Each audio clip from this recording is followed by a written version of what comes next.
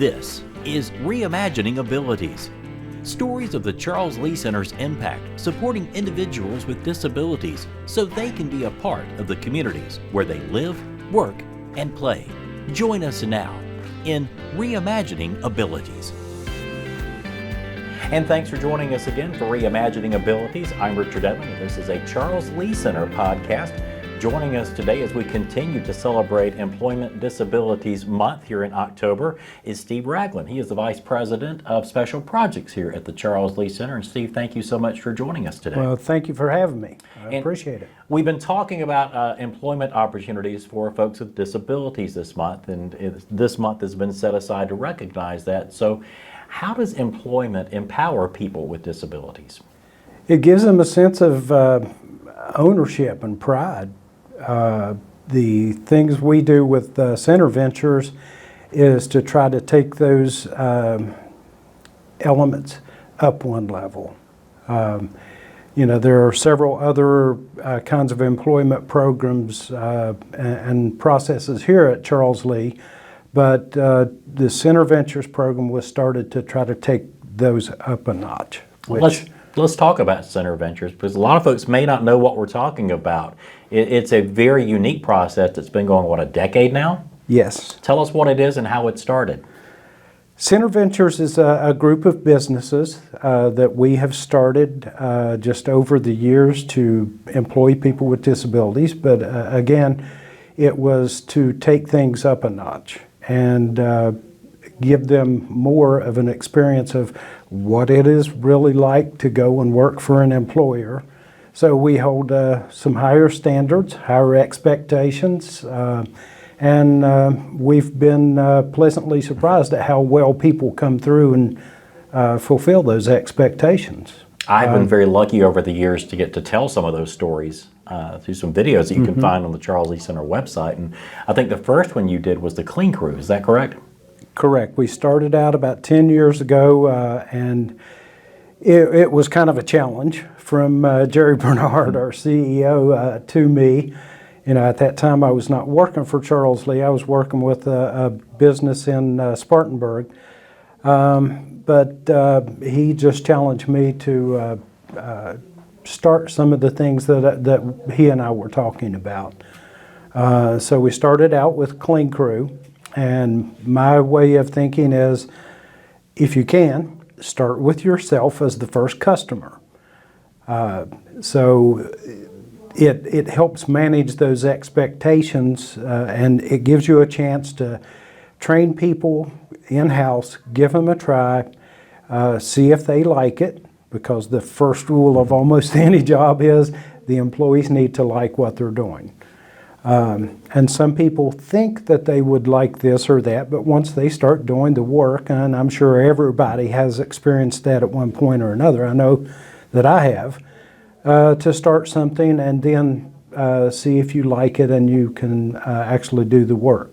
So we started with ourselves as the first customer, and it was almost simultaneous that we also got a contract with a local hospital to do some stuff for them. We were in some discussions with them, and my approach to things is to find a spot that the customer has a need that they're having a challenge fulfilling. And with the hospital, that's exactly what we did.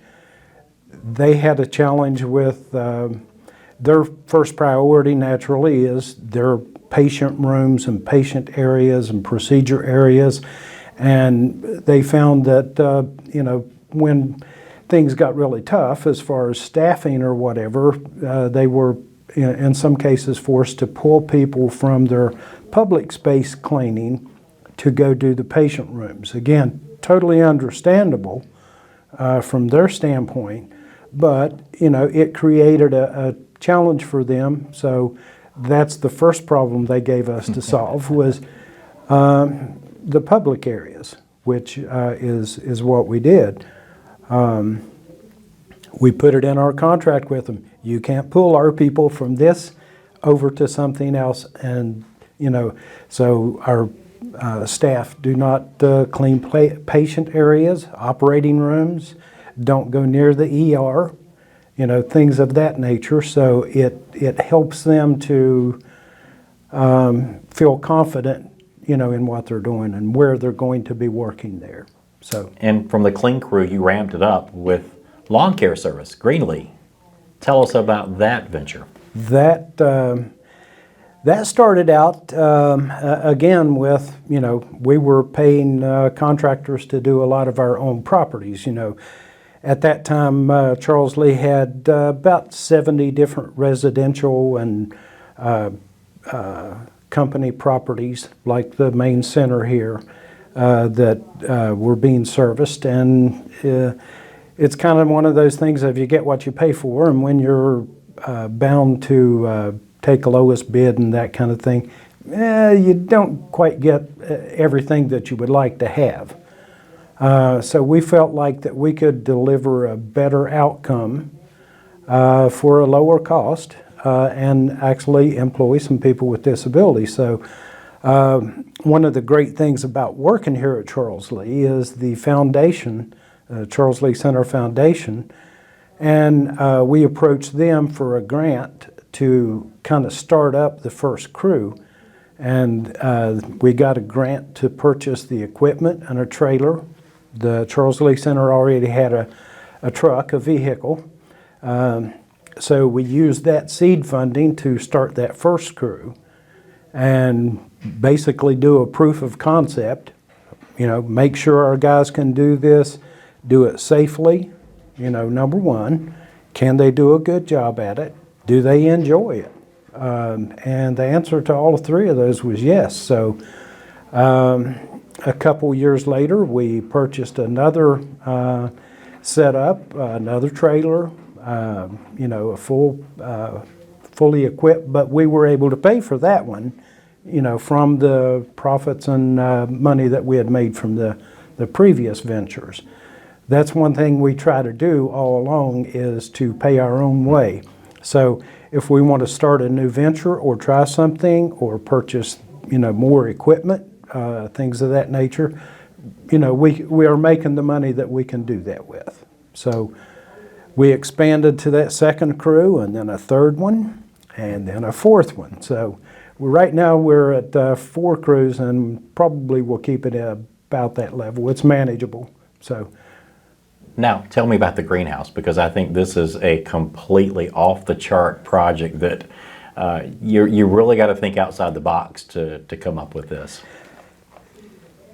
We had an existing structure, a greenhouse structure that had been on our property for quite a few years, and they had only done ornamental plants, flowers and things like that in there. And it was more of a therapeutic area for some of the folks that we take care of here. Wasn't quite as much of a business. They weren't trying to really make money or anything like that. But that program, as we started transitioning people away from the day programs where we had a lot of people here and they got to be going out into the community a lot more and those sorts of things, the usage of that structure was not, just wasn't there. So again, with a grant through our foundation, which came from one of our local corporations, we were able to purchase some hydroponic equipment that is used to grow leafy greens, things of that nature. And again, it was kind of a trial project. We purchased enough to equip about 1/4 of the greenhouse with that. Worked at it for a year or so. Hired some of our folks that we support here to work there, and did again proof of concept. Can we do it? Can we do it safely? Can we sell the product? Can we do this? And again, the answer was yes. So We expanded that to take over basically half of the greenhouse. And just recently, we just finished installing the equipment to do the full greenhouse. It is now in hydroponic leafy greens production. Been very fortunate to be able to sell the products. I was going to say to some restaurants locally and in the entire upstate as well. Tell us about that. We sell products to some of the most high-end restaurants around, mainly because they love the product. You know, it really is good. I use a lot of it myself. Yeah, I went to a local restaurant and saw that it was prominently displayed on the menu of where the lettuce was sourced from, which I think is really good. And we provide stuff for restaurants in Greenville, to the Clemson Area Food Exchange, different food banks, you know. So the demand is there, which is what led us to invest in equipping the rest of the greenhouse in that. So that's a project that I've been working on for the last few months, is the expansion of that. And that is fully up and functional now, and we just have a couple little tweaks to do to get that fully up and running. So, Steve Ragland, of course, is the Vice President of Special Projects here at the Charles Lee Center, and he is talking to us today about some of the business ventures that the Charles Lee Center is involved in. What is the greatest reward you get from doing this work? Seeing people that we hired 10 years ago still working, you know, still happy doing what they're doing. The same goes for staff. We have staff that have been with us since the very beginning. They really enjoy it. And the biggest thing is, without naming names, is just having folks come up to you and you know, basically tell you, you know, they're doing a good job. You know, you'll see them in the hallway every day. And we've been very fortunate. One of the things that was a challenge that existed prior to us starting Center Ventures was that there, unfortunately, is a very long waiting list in South Carolina and across the country and other states as well for funding for services through the Medicaid program and things like that. So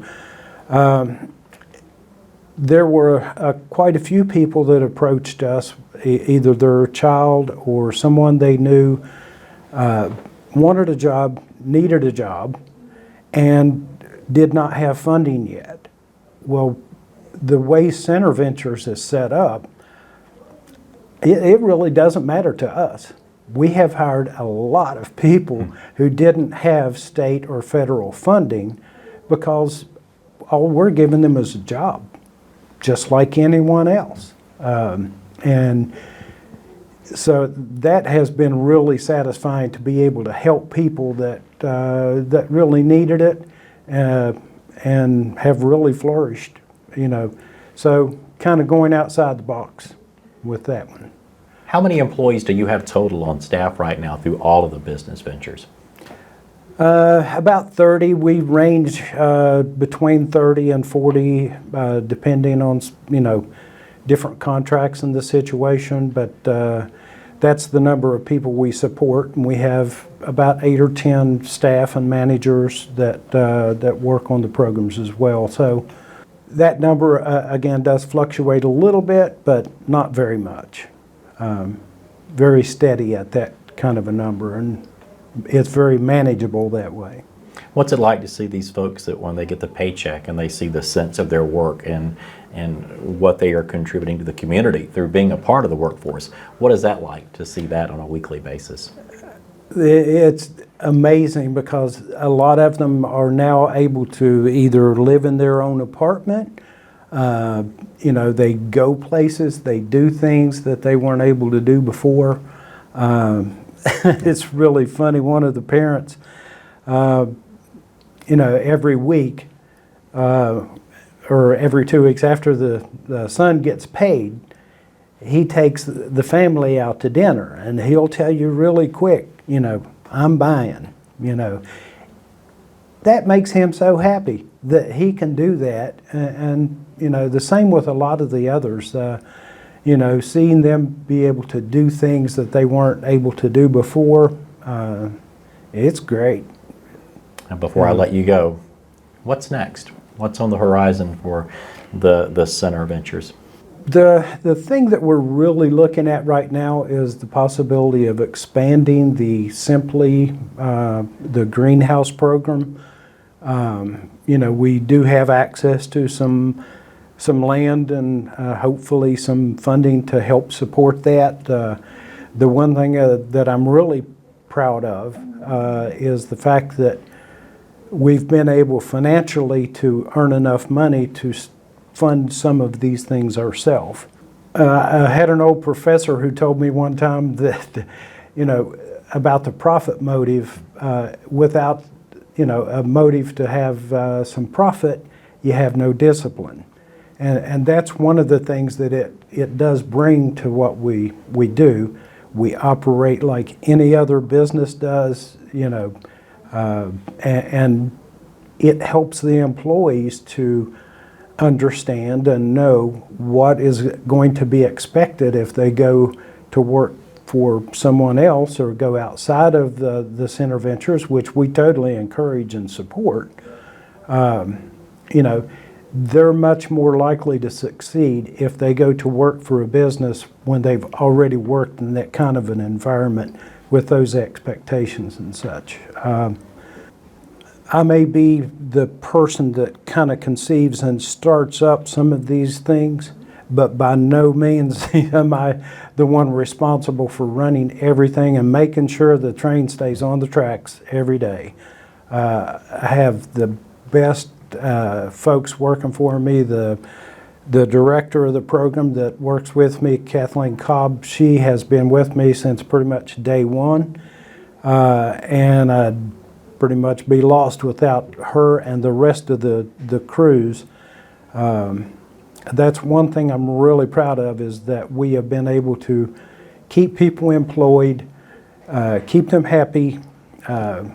We do a lot of cross training, so they have an opportunity to go work at different places, at different shifts.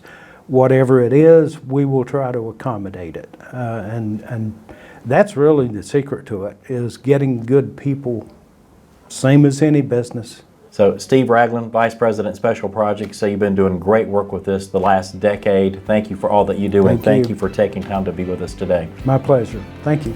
And we thank you for joining us for this edition of Reimagining Abilities. I'm Richard Edmond. Have a great week.